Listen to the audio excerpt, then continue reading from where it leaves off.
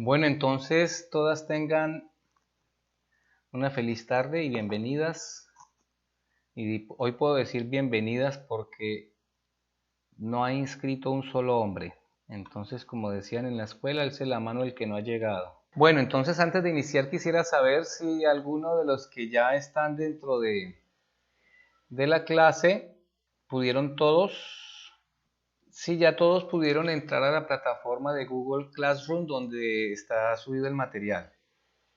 En caso de que alguna se le dificulte, tenga problemas, no se preocupen, con todo gusto yo les puedo enviar el material, pero la idea es que a través de esta plataforma pues vamos a hacer varias cositas chéveres.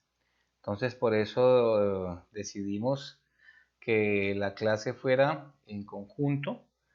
Por Google Meet hacemos la clase como tal y Google Classroom va a ser para subir el material de estudio y eventualmente algún test eh, que les suba para que ustedes aprendan por ejemplo, distinguir el grado de estrés que manejen, cositas como esas que son muy interesantes tenerlas en cuenta. ¿Sí? ¿Todos están escuchando bien? Ok, bueno, si alguna tiene alguna dificultad me escribe por el interno y con todo gusto estoy aquí para ayudarles. Esta primera clase es, digamos, una introducción a todo lo que vamos a ver. Como ustedes vieron, esta primera clase es la filosofía del poder, la palabra es el origen de todo. Entonces, un poco también como para que nos conozcamos, sepamos cuál es el grupo que está compartiendo este curso, porque así debe ser. La intención es que podamos integrarnos también, sentirnos cada uno parte del proceso y que de seguro cada uno también va a tener mucho de su crecimiento, de su desarrollo, de sus experiencias que puede compartir y que puede resonar con las historias de cada uno de nosotros. Entonces yo empiezo presentándome, pues algunos de ustedes de pronto no me conocen, hay algunos que están inscritos y que no estaban en el grupo de club de lectura, entonces bienvenidas también a todas. Mi nombre es Pablo Elkin Zapata, yo soy el fundador y director de Sensacional Centro de Salud Emocional. El propósito de Sensacional es esto, poder ofrecer talleres, programas, cursos, retiros, actividades donde las personas que estén interesadas en desarrollar todo su potencial, en conocer su naturaleza, en descubrir lo fuerte, grandes y poderosas que son, puedan acceder a herramientas que les permitan descubrir todo eso que está allí dentro. Entonces, esa es la intención de Sensacional y hasta ahora pues estamos en ese esfuerzo. Yo soy psicólogo y en este momento estoy haciendo una capacitación muy interesante en la psicología sistémica. La psicología sistémica es el enfoque en donde vemos al individuo como parte de un sistema. En la psicología clásica se inició simplemente viendo los trastornos, qué era lo que afectaba al individuo, cuáles eran sus heridas. Posiblemente el psicoanálisis está buscando de dónde provenía por allá dentro de su inconsciente, como decía Sigmund Freud. Y Carl Jung también estudió mucho el psicoanálisis, pero él se fue alejando un poquito y empezó a hablar de lo que es la sombra. Y ahí se empezó a abrir la psicología con temas muy, muy interesantes, pero estos también eran unos profesionales, ellos eran muy especiales porque eh, pues iniciaron un aspecto de la psicología en una temporada, en una época en la que no era tan fácil hablar de estos temas y muchos menos de otros temas a los que ellos accedieron, pero que por motivos de la misma ciencia no pudieron profundizar más. Freud y Carl Jung, que Freud es el, como le llaman, el padre del psicoanálisis, eh, ya ellos tenían conocimiento acerca de un aspecto más profundo y diferenciado de lo que es la psique. Recuerden que psique, con P, psique de psicología, significa alma. Entonces, psicología, logo significa estudio. Inicialmente la psicología comenzó como el estudio del alma, pero precisamente debido a la carrera que había y las necesidades que habían en ese momento, después de la Segunda Guerra Mundial y toda la necesidad que había de analizar a todos los veteranos de guerra por todos los conflictos que quedaban después de esas experiencias, hubo necesidad de crear unas técnicas proyectivas que eran los test, ¿cierto? Para descubrir qué grado y qué cantidad, qué grado de ansiedad estaban padeciendo estos excombatientes, incluso pruebas para reconocer si alguien tenía la capacidad de enfrentarse a experiencias tan pesadas, tan difíciles como una guerra. Entonces, en ese momento, el alma como que viene a ocupar otro puesto y ya se ocupan más de querer mirar la mente y el funcionamiento de la mente, y ahí es donde se empieza a crear como una brecha entre lo que la psicología original, que venía de una filosofía desde hace mucho tiempo de la búsqueda del alma y qué relación tenía con el cuerpo, que miren que no es curioso que ahora la psicología esté volviendo a tocar estos temas. Pero en su momento, la psicología en la necesidad de mostrarse como una ciencia, pues recurrió a este tipo de pruebas proyectivas, a los tests y a buscar la necesidad o a satisfacer más bien la necesidad de lo que en ese momento se le estaba exigiendo a la psicología, que era mostrar científicamente cuáles eran los efectos que tenían cierto tipo de actividades en la psique de los seres humanos. Entonces ahí ya se empezó a hablar de la mente y el alma quedó a un lado. Pero Carl Jung y Freud tenían acceso, ellos sabían acerca de estos temas. Mucho de Carl Jung tuvo experiencias en la India también, tenía personas que le guiaban en temas espirituales. Y ellos sabían que por ahí también había un terreno muy interesante que explorar. De hecho, utilizaban relajación. Alguno de ellos intentó hacer Reiki. Las regresiones las hacían, pero no fue hasta más adelante que un psiquiatra, dentro de los muchos que fue Brian Weiss, él encontró que había unas experiencias antes del nacimiento y que tenían ya no que ver con la psique, con la mente, sino con vidas anteriores. Y bueno, eso se quedó como por un lado y ahí de alguna manera la psicología tuvo como una división en la que quedaron los psicólogos clásicos que todavía siguen mirando los trastornos como una enfermedad y la psicología que más tarde se llamó humanista, en donde ya se le daba cabida a aspectos más humanos del ser. Y luego hay una corriente que se llama la transpersonal, que ya también empieza a tocar temas del alma, ya empieza a mirar como la parte espiritual del ser, ya no se queda solo en la mente enferma, en la mente deteriorada, en la mente trastornada, sino que empieza a tocar el tema del alma, que era el origen de la psicología. Entonces, yo estoy fascinado porque conocí toda esa historia, pero estoy fascinado porque, y ahí viene la parte de la historia mía, ¿no? Yo tuve 10 años de vida monástica en donde estudiamos todo lo que es la naturaleza del alma desde una perspectiva oriental. Y es real, es decir, mientras en el occidente estábamos en la carrera armamentista con las guerras y en la carrera científica por querer mostrar a través de un método científico qué era lo que pasaba con el ser humano, ya en el oriente hace mucho tiempo ya se hablaba del alma, ya se hablaban de otros temas que eran pues mucho más trascendentales. Entonces, ahora la psicología está acercándose cada vez más a estos temas y no solo la psicología. Ahora hay un concepto muy lindo que está mostrando que estamos volviendo lo místico lo estamos demostrando científicamente. ¿Eh? Y la ciencia le vamos a dar algo de misticismo.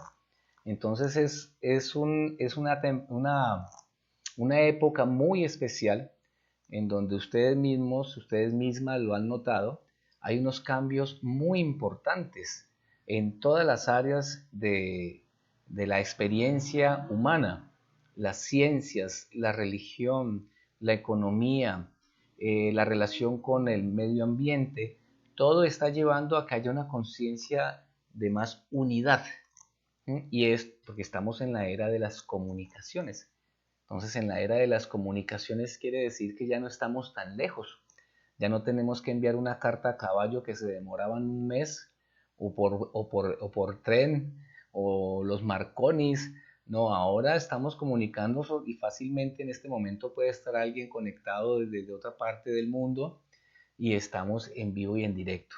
Entonces la era de las comunicaciones lo que nos trae es una unidad, la posibilidad de conectarnos, de conocernos, y eso va a llevar a unos cambios supremamente valiosos que ya los estamos viendo.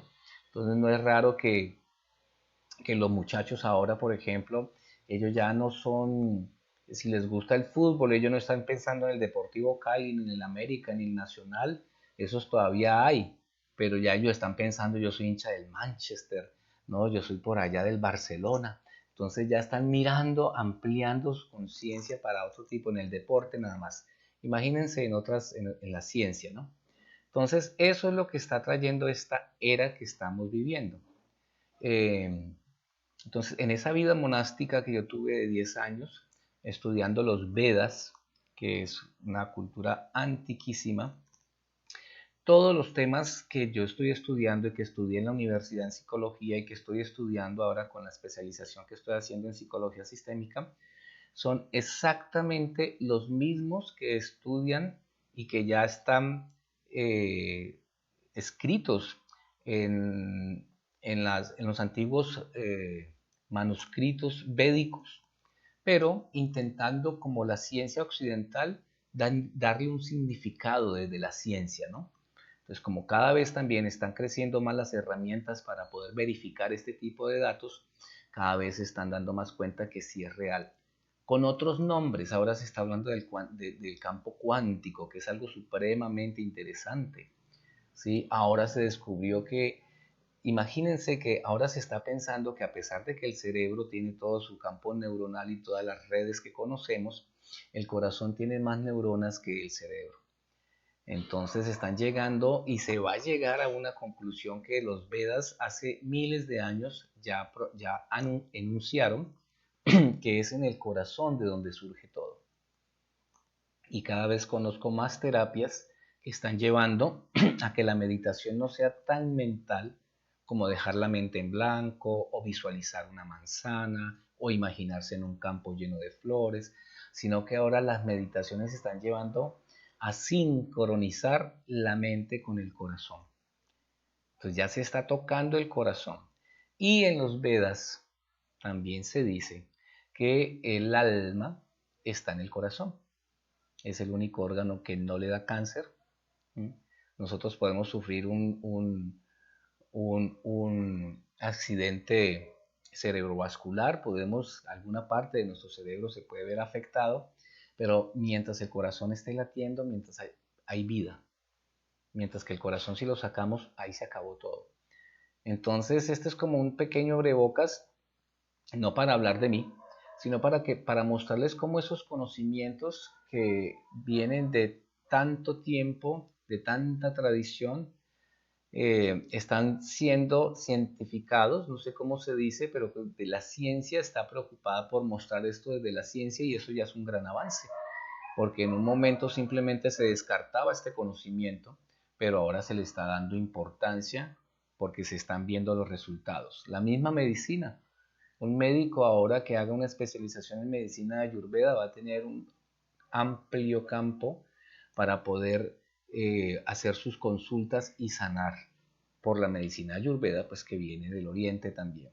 Y eso lo podemos ver en cantidad de áreas donde se está tomando el conocimiento del Oriente, de allá donde sale el sol, de donde nace la luz, dicen, para llevarlo al conocimiento nuestro. Entonces ese fue el estudio que yo hice durante 10 años como monje, y que tenía que hacerse como monje para poder meterse y hacer un conocimiento inmerso allí. Fue una experiencia muy linda, lo que me lleva a atreverme pues a hablar de estos temas con la autoridad que me da el haber estado en esa experiencia durante tanto tiempo.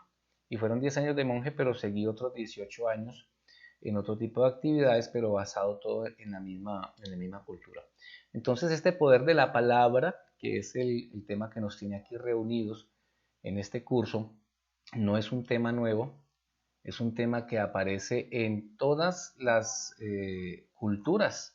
En todas las culturas se reconoce el poder de la palabra, ¿sí? El poder de la palabra hablada. Que recuerden que también está la palabra escrita, ¿cierto? Pero el poder de la palabra también se ha hablado en todas las culturas. Y en el material que yo les envié hoy, que va a ser como nuestra guía de estudio, ahí van a encontrar pues temas muy interesantes para que los hablemos, para que ustedes también hagan sus aportes y podamos entre todos inicialmente reconocer eso, el poder que tiene la palabra sobre nosotros y sobre todos los demás. La importancia de cómo nosotros nos hablamos a nosotros mismos y la importancia de cómo nosotros manifestamos a través de la palabra hablada lo que deseamos, no solo para nosotros, sino para el que escucha, porque la palabra tiene poder si hay quien la escuche, ¿sí? Si hay quien la escuche. Y siempre va a haber alguien que escuche las palabras. Siempre. Así tú creas que estás solo, que estás sola, entonces me voy a quejar aquí, voy a gritar aquí que no hay nadie, pero el primero que va a escuchar lo que hablas eres tú. Por eso es tan importante ser consciente de qué es lo que realmente yo quiero escuchar. ¿Sí? La mente La mente es como una esponja. Imagínense esto. La mente es como una esponjita y toda la información que llega a través de los sentidos, los 5 sentidos principales que son la vista, el oído, el olfato, el gusto y el tacto, son experiencias, son estímulos que nuestra mente simplemente absorbe, tal y cual lo perciba la mente. Nosotros tenemos poca inferencia, tenemos poco control sobre la forma en que la mente toma esas experiencias. ¿Por qué? Porque la misma mente ya está condicionada para que esas experiencias generen, esos estímulos generen un tipo de información que es lo que va a generar nuestro sistema de creencias. ¿Ok? Entonces, ese es el primer punto a tener muy claro, cómo nuestro sistema de creencias, cómo nuestra mente absorbe la información. ¿Por qué? Porque cuando nosotros vamos a expresarnos, cuando vamos a utilizar la palabra frente a alguien, nosotros debemos saber, tener la capacidad más o menos, ¿no?, de saber ese sistema mental que hay al frente mío, cómo va a tomar este estímulo que yo le estoy dando a través de la palabra. Y parecería como algo muy mecánico, ¿no? Pero realmente es así. Cuando tú te vas a sentar con tu pareja, o cuando tú le vas a hablar a un hijo, o cuando vas a pedir un préstamo, cuando vas a vender algo, vas a comprar algo, todos están en un momento de recepción, ¿sí? Cómo yo recepciono esta información, de qué forma me lo pueden dar, de qué forma yo lo entiendo. Cuando nos volvemos expertos en lo que es el poder de la palabra, no solo va a servir para que nosotros tengamos cambios muy sustanciales, muy profundos en nuestro sistema de creencias, sino también en los demás. Entonces, por eso es un poder, por eso es un poder. Y como dijeron los Avengers, si no se han visto la película, ellos dijeron que cada poder, entre más grande sea, tiene una gran responsabilidad. Porque también hay muchas personas que utilizan el poder de la palabra para manipular, ¿cierto? Entonces, por eso es un poder, el poder de la palabra. Bueno, hasta aquí, ¿alguien tiene alguna pregunta? Se va a reír, pero son los Avengers, o sea, los Vengadores. Pero hasta de esas películas uno puede sacar cosas bien interesantes. Cuando es como el cazador, cuando alguien sale a cazar, entonces él dice yo voy a cazar un venado, pero si se le aparece un conejo, él no, él va ahí, está enfocado en su venado. En esas películas hay muchas cosas interesantes también que sacar y esa me pareció fabulosa. Cada poder conlleva una gran responsabilidad.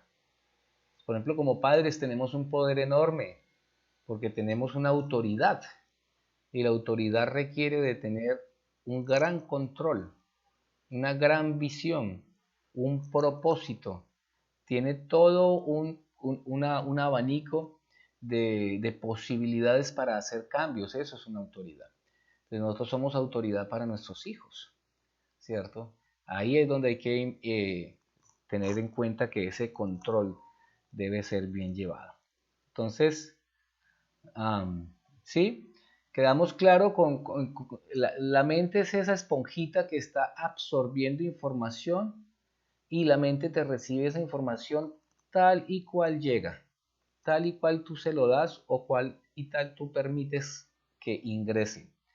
La mente no tiene la capacidad de discernir si algo de lo que tú le estás diciendo es bueno, es malo, te sirve o no te sirve, si te hace daño o no.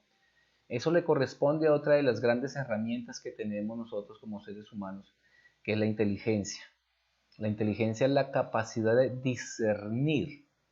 ¿Saben qué es cernir, no? Cuando hacemos el juguito y tenemos un colador, lo colamos y ahí nos queda el jugo y acá queda el bagazo. La mente, la inteligencia, esa es la función de la inteligencia. La inteligencia, la función de ella es discernir qué es lo mejor, qué es lo más importante, qué es lo más valioso para nosotros. La mente no puede hacer eso. La mente simplemente absorbe información y la va acomodando. Yo me la he imaginado siempre como si fueras a una biblioteca donde hay muchos estantes con libros. Entonces la mente recibe una información y te lo pone en el estante que ya está cuadrado para eso, el de los sabores, el de los olores, el del gusto, el del oído, y lo acomoda ahí y simplemente cuando tienes un estímulo que es parecido o que resuena con esta parte de la biblioteca, entonces, chum, la informa, este sabor es este, ¿cierto? Es chistoso, a veces la gente prueba un sabor diferente, algo que nunca ha probado. Si se va a viajar, va a otro país, entonces prueba algo y ella dice, esto me sabe como a... Entonces le empieza como a buscar un significado de ese sabor, pero no como algo nuevo, como mira que hay un sabor diferente, extrañísimo, tengo que meterlo en mi mente porque... No, esto me sabe como a guayaba, entonces ya lo metí fue en el estante de las guayabas. Ya no es algo nuevo, sino que yo lo metí con el sabor y todos los conceptos y toda la información que tenía acerca de una guayaba. Y cuando vas a ver de pronto era una fruta o un tubérculo, alguna vaina que se daba en el suelo y no como las guayabas. Entonces la vida nos está todo el día, todo el tiempo la vida está mostrando cosas nuevas, pero nuestro condicionamiento mental nos hace ver todo igual, pero nunca, todos los días es diferente. Nosotros no podemos ver que ese árbol hoy le salió una flor más, o que se le cayeron unas hojas, o que creció medio milímetro. Salimos y vemos un árbol porque tenemos el concepto del árbol, pero no vemos la esencia de lo que hay allí, ¿sí? Entonces, debido a eso, es que pues este tipo de actividades como la que estamos haciendo con este curso y otras muchas más herramientas siempre nos van a llevar primero a reconocer cómo funciona la mente, de qué forma nosotros adquirimos el conocimiento y cómo ese conocimiento puede afectarnos de forma positiva o no. ¿Listo? Bueno, entonces, ¿alguna intervención?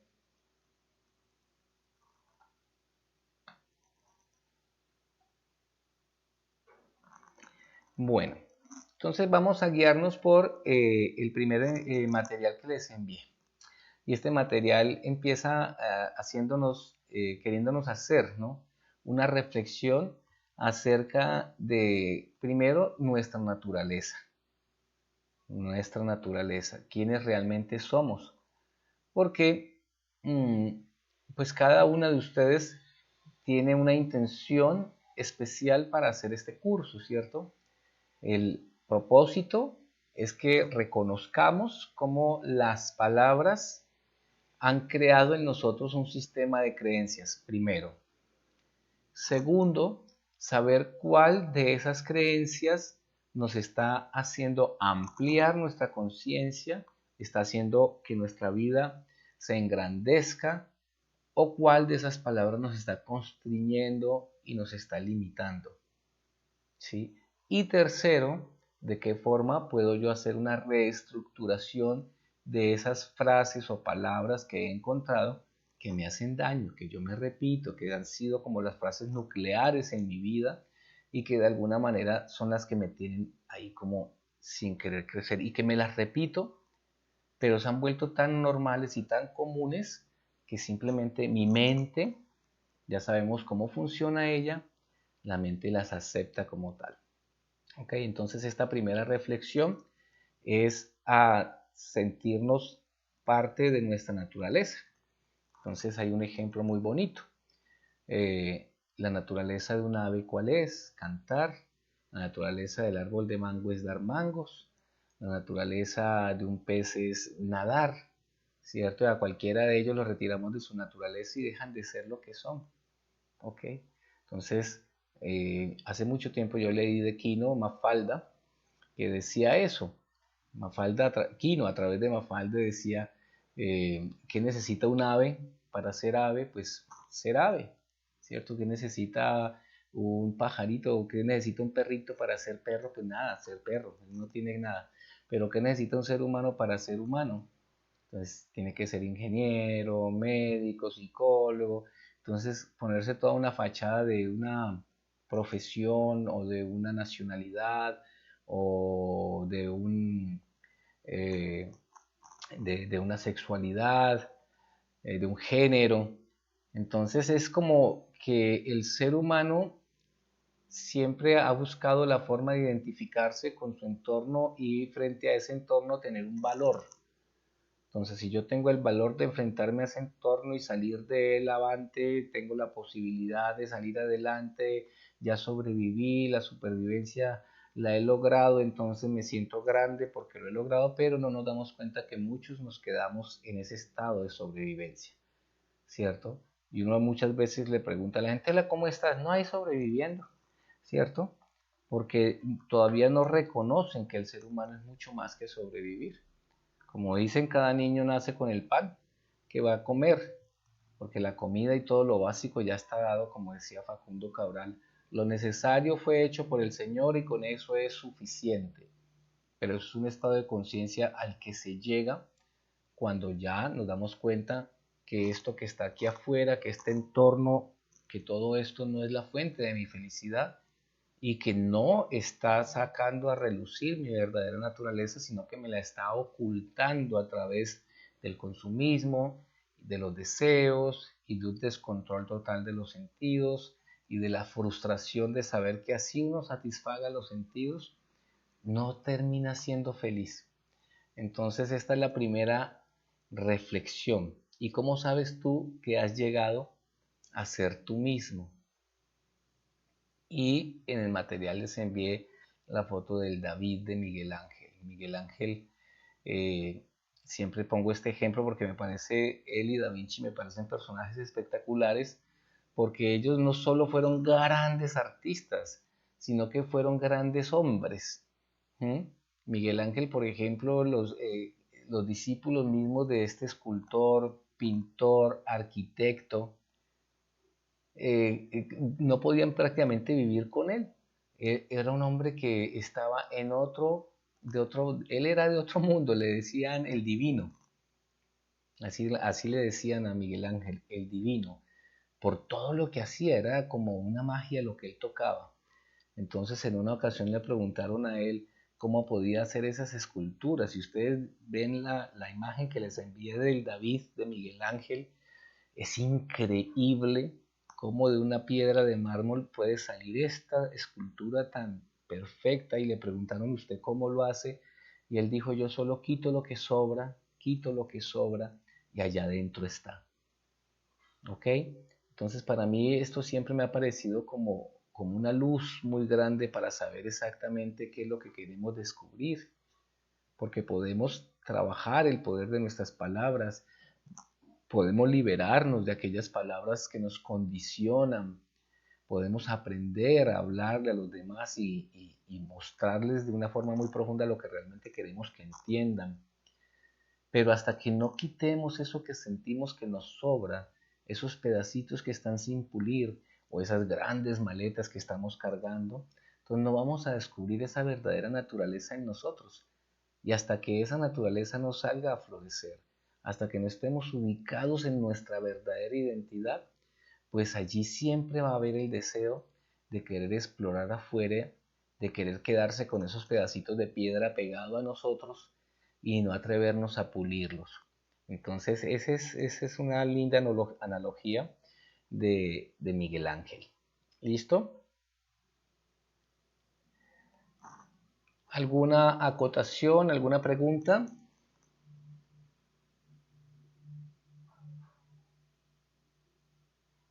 Hola, Tere, ¿cómo estás?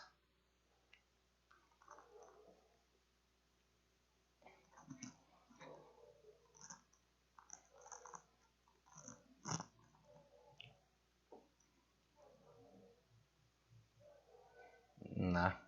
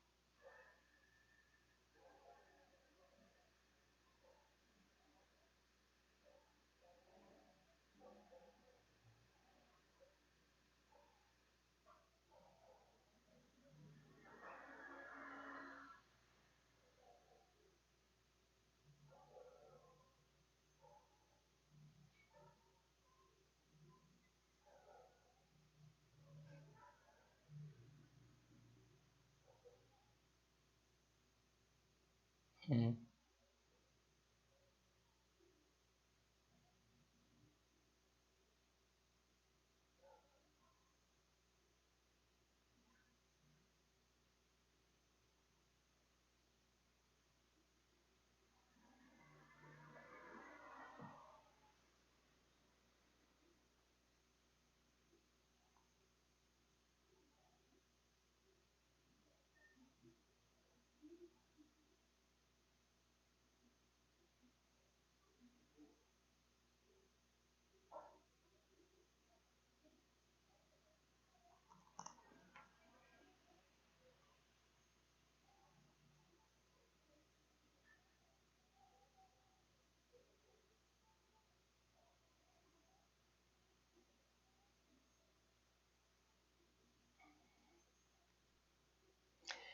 Gracias, gracias María Teresa por tu aporte.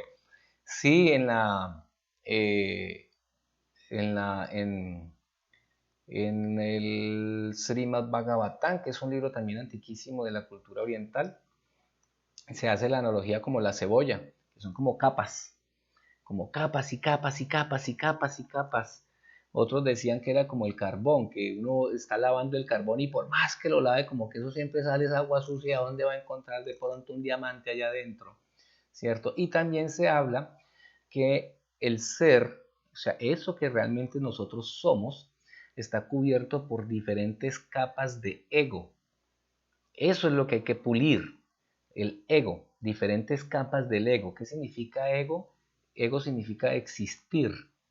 Entonces, y se llama realmente ego falso, porque es como una existencia falsa, ¿no? Cuando yo me identifico con el cuerpo y digo yo soy este cuerpo, también es parte del ego. Y yo sé que esto a veces es muy duro, muy difícil de aceptar, porque pues precisamente nosotros vivimos en una cultura en donde nos enseña a hacerle mucho tributo al cuerpo, que no digo que sea bueno ni malo, simplemente que era como el rey que tenía una jaula de oro y tenía un pajarito adentro y todos los días brillaba su jaula y brillaba la jaula y un día el pájaro amaneció muerto, el pajarito que estaba dentro de la jaula, ¿no?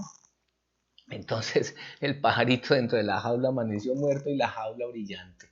Entonces, claro, cuando nosotros estamos en ese propósito de pulir, quitar esas capas, como dices tú, de una fruta que al frente, que en el centro tiene lo que es rico, o como el coco. El coco es una fruta celestial. Se hacen muchas ceremonias con coco porque el agua purifica las casas. Cuando tú te vas a pasar a una oficina, a una casa nueva, uno revienta un coco y con el agua del coco trapea, purifica enorme, pero miren la capa del coco como es de dura. Entonces tenemos cantidad de capas de ego falso que cubren nuestra verdadera identidad. Y eso despegar esa vaina duele. Sí, así como el coco, cuando uno le va a quitar la parte de afuera, eso es durísimo, está pegado, pegado. Pero después tú coges la cosita de coco y la limpias bien y hasta las pulen y con eso hacen correas y hacen hebillas y hacen unas cosas lindísimas, pero repulido. Es lo mismo. Cuando uno está quitándole la cáscara, eso parece que estuviera, pero aferrado al coco, ¿no? Entonces es eso. Mélida, creo que es Mélida la que quiere hablar.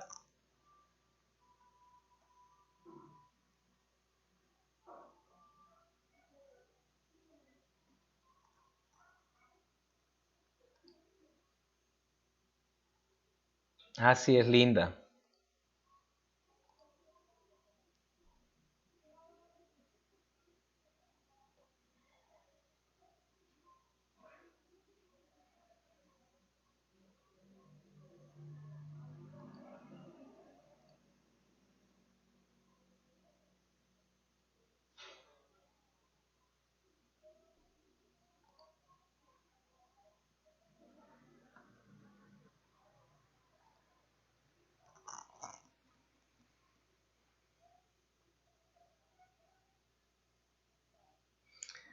Sí, sí, qué lindo y muchas gracias también. Ahí al principio del material que les envié, precisamente en la bienvenida decía, espero que puedas aprovechar cada momento que compartamos. Eh, Porque parte de esas capas de ego que estamos hablando que cubren el ser, una de ellas es el conocimiento, ¿sí? Y esa es como de las más duras, como las más pesadas de desgarrar, porque eh, el conocimiento quiere decir, es diferente el saber que el conocimiento. El conocimiento es cuando ya se ha realizado, yo conozco, ¿cierto? No es yo sé, yo conozco. Cuando yo digo yo conozco es porque cuando a ti te dicen, ¿conoces Francia? Sí, yo conozco. Pero es diferente, sí, yo sé dónde queda. O yo sé que allá hablan francés. No, yo conozco. Conocimiento significa que ya está realizado. ¿Mm? Ya hay un conocimiento realizado y ese conocimiento realizado es lo que lleva a la sabiduría. Entonces el conocimiento llega un momento en que de él también nos tenemos que desprender porque el conocimiento vino a darnos lo que necesitamos. Y ya cuando se percibe el ser, cuando ya sale todo acá de corazón, cuando ya estamos identificados con eso, el conocimiento viene a ocupar otro lugar. ¿Ok? Entonces, les digo esto también porque ah, a veces nos pasa lo mismo, ¿no? Encontramos como 5 6 8 10 libros de autoayuda, de conocimiento, decimos yo esto ya lo leí, yo ya esto yo lo vi, pero cuando nos damos cuenta, sí lo leí, sí lo vi, sí lo sé, pero no lo he realizado, no lo he realizado, ese conocimiento que esté allí no está realizado en mi vida, entonces puedo encontrarme, posiblemente no era el momento para cuando tú lo leíste, no resonó contigo, entonces no hubo esa necesidad ni ese encuentro de energía porque la palabra escrita tiene un poder enorme. Entonces cuando no, te encontraste con ese todavía no estabas resonando con lo que allí te estaban mostrando. Entonces lo puedes leer 10 veces y todavía no resuena contigo, pero llega un momento en que algo te ilumina y dices, esta vaina yo ya la leí o yo la entendí o yo ya la había escuchado por ahí y ahora siento que me está sucediendo, que la estoy sintiendo. El secreto es aprender a sentir, porque el conocimiento también requiere de toda nuestra capacidad intelectual de poder entender ciertas cosas, pero el sentir está a otro nivel. Y me dieron un significado lindísimo de milagro y me lo dijo un indígena. ¿Sí? Él me dijo, un milagro es algo que solo puede ser explicado por Dios. Me lo dijo y en ese momento lo sentí tan, profundo y tan...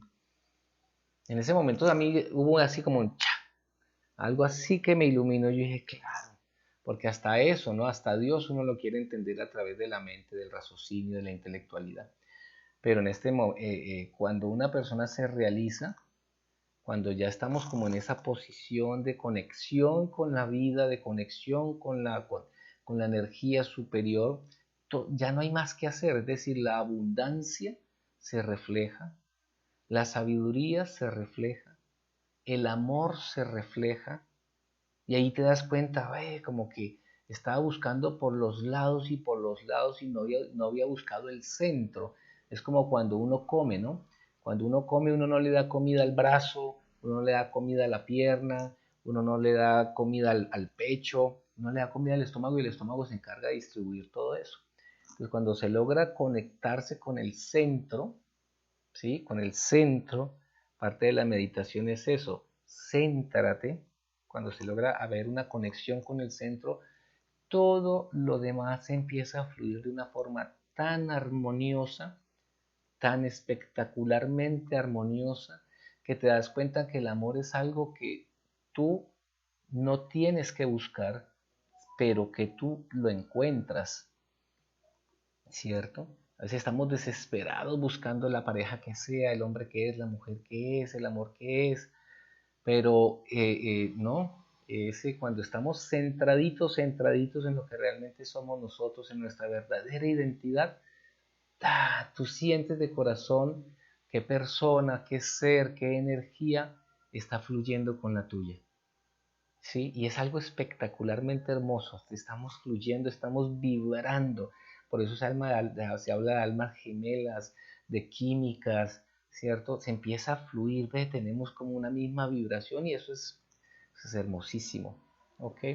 Entonces, son temas que a mí me apasionan mucho esos temas. Espero que ustedes que están aquí también y de seguro que sí les resuene tanto, ¿no? También hay tu sentido de vida es una energía que vibra de la forma más natural a ti.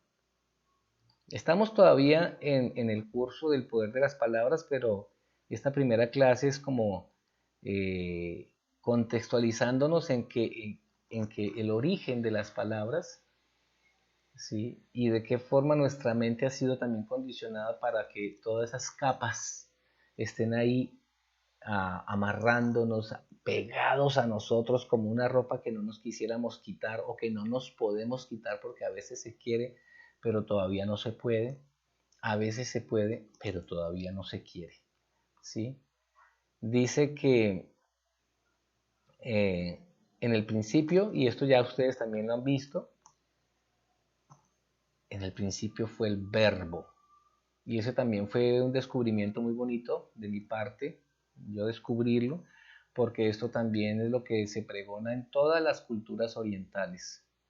En la India y los taoístas, los budistas, también están de acuerdo en que todo está vibrando y que esa vibración tiene resuena y que en meditación esa vibración es como una guitarra, ¿sí? Si uno pulsa una cuerda de una guitarra, hay una vibración, pero si tenemos la capacidad de escuchar más allá de la sola nota, vamos a ver que esa vibración habla.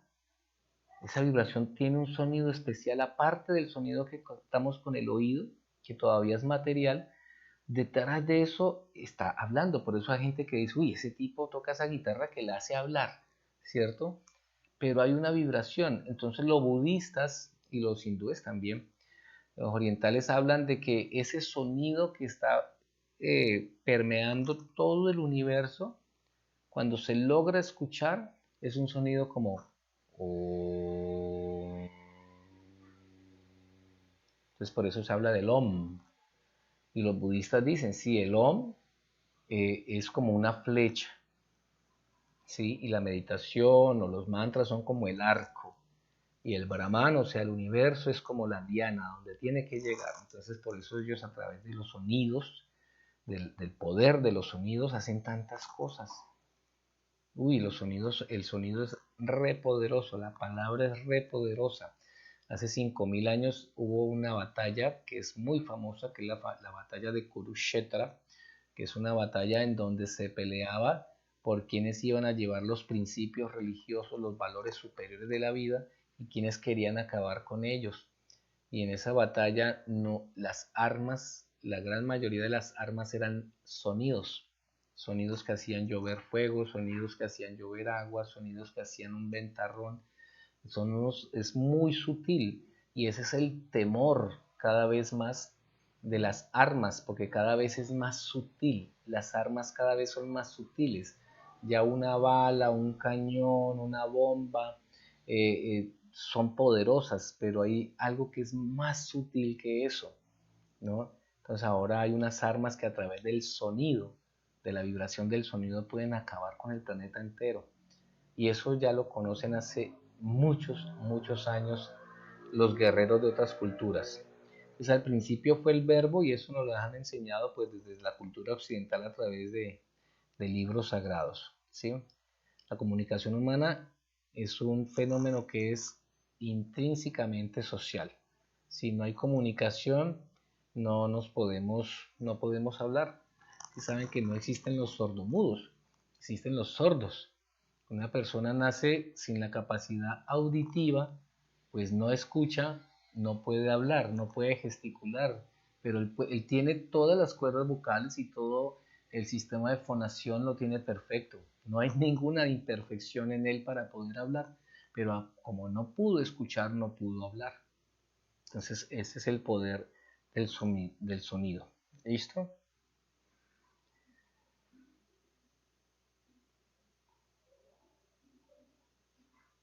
¿Cómo están?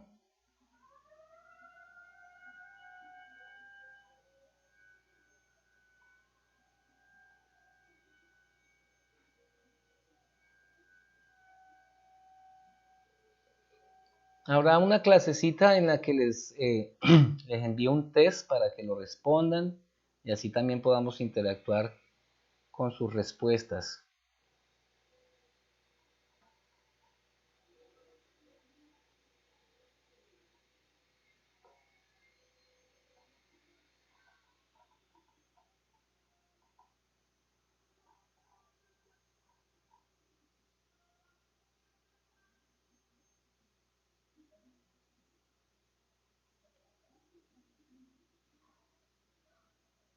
Hmm, Bueno, entonces ya que hablamos como de ese tema, de esas palabras que son tan, tan poderosas, que imagínense que en el Oriente, y yo les hablo pues del Oriente porque es la experiencia que tuve, si la hubiese tenido en otro lado les hablaría de otro lado, pero no solo esa experiencia, sino que claro, es algo vivido.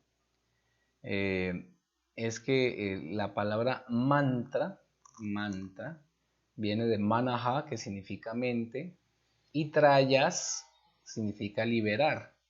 Un mantra es un sonido que libera la mente, ¿no?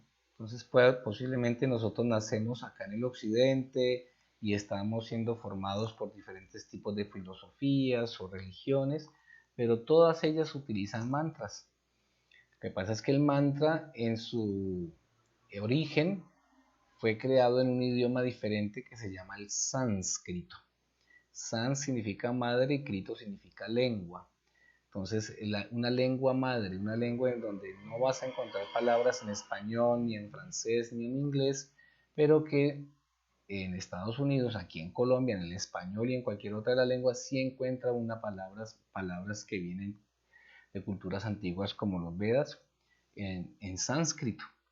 Entonces, los sonidos pueden liberar nuestra mente, como cuando tú sales y alguien te dice, por ejemplo, hoy vi esa experiencia a una señora que se encontró un amigo y el amigo le dijo, cómo estás de linda, cómo te has conservado, cómo te has cuidado, oye, qué hermosa. Y claro, la felicidad, ¿no? Que se siente al escuchar ese sonido, cómo tiene un efecto tan grande en nuestra autoestima, en lo que pensamos de nosotros. Pero por el contrario, si le dijeran lo contrario, pues cómo le afectaría a ella ese sonido. Y ese sonido es una vibración pero es allí donde entra nuestras creencias y nuestra mente. ¿Sí? Es un sonido que va a hacer que posiblemente si las creencias que tenemos sobre nosotros no son las mejores, entonces ese sonido lo que va a hacer es como cuando tenemos unas puntillitas en una tabla y cada vez le damos un martillazo y la puntilla está más para adentro y más para adentro y más para adentro y llega un momento en que de pronto te la quitan y quedó el hueco ahí en la tabla, ¿cierto? Y siempre va a quedar la tabla ahí con la hendidura. Entonces, eso es lo que sucede con nuestro sistema de creencias y con nuestro ego cuando es golpeado de alguna forma. ¿Listo? La corriente del dulce absoluto. Ese es el poder de las palabras. Nuestras palabras tienen el poder de crear y el poder de destruir. Cualquier palabra fuera de lugar o que pueda generar algún tipo de malentendido quizás provoque la ruptura de un vínculo. Incluso la ausencia de palabras puede ocasionar algún tipo de problemas, ¿cierto? Como cuando dicen el que calla otorga.